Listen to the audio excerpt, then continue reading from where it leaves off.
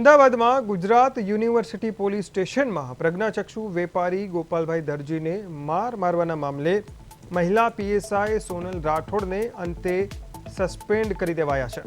ગ્રામ્ય એસપીએ આ મહિલા પીએસઆઈને સસ્પેન્ડ કર્યા છે. પીડિત ગોપાલભાઈ દરજીએ સૌપ્રથમ જણાવ્યું કે જ્યારે તેમને પોલીસ સ્ટેશન લઈ જવામાં આવ્યા હતા એ દરમિયાન બહારથી એક મહિલા પીએસઆઈ આવ્યા અને તેમને માર્યો. મહિલા પીએસઆઈ માનવતા ભૂલ્યા અને તેમને મારવા લાગ્યા હતા. અને આ ઘટનાના બીજા દિવસે જ્યારે મામલો સોશિયલ મીડિયામાં આવ્યો, મીડિયામાં પ્રસારિત થયો આ મામલો, ત્યારના બીજા દિવસે ભોગ બનનારના ઘરે આ મહિલા પીએસઆઈ પહોંચી ગયા અને સમાધાનના પણ પ્રયાસો કર્યા હતા.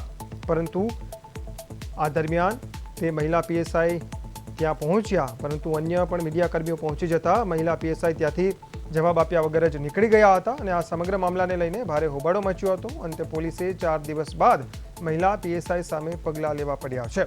આ અંગે એસીપી HM કણસાગરાએ જણાવ્યું કે પડીકું તૂટવાનો અવાજ આવતા દિવ્યાંગે હાથ માર્યો હતો અને તેને કારણે એક બાળકને વાગ્યો હતો. જે બાદ બાળકના પિતાએ આવીને બોલાચાલી કરી હતી અને બાળકના પિતાએ પોલીસને જાણ કરતા પોલીસ દિવ્યાંગને લઈને પોલીસ સ્ટેશન આવી હતી.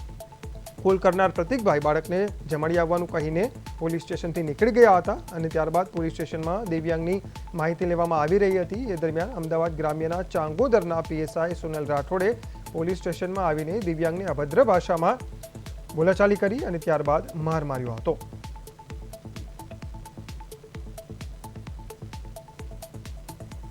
મોટી ના બનાવતા પણ છતાંય માન્યા નહીં. ત્યાર પછી મને અહીંયા લાવી અને બેસાડી રાખ્યો. પેલા ભાઈ જે મને લઈને આવ્યા હતા એ મને ખબર નહીં કોણ હતા શું હતું. અને પછી નાસ્તો કરવાનું બહાને જતા રહ્યા. મને 5 વાગ્યા સુધી બેસાડી રાખ્યો. 5 વાગે મેં 2-3 વખત પૂછ્યું એમ કીધું યાર મને જવા દો ને, મને કેમ બેસાડી રાખ્યો? મને કે એમના મિસિસ મળવા આવે છે. એમના મિસિસ કોણ છે? તો કે પીએસઆઈ. ઓકે, મને મારશે નહીં ને? તો કે ના નહીં મારે. પછી આવ્યા 5 વાગે. ક્યાં છે પેલા ભાઈ? તો કે આ રહ્યા. તો પછી મારી ભરે તૂટી પડ્યા, મને ઢોરની જેમ માર્યો.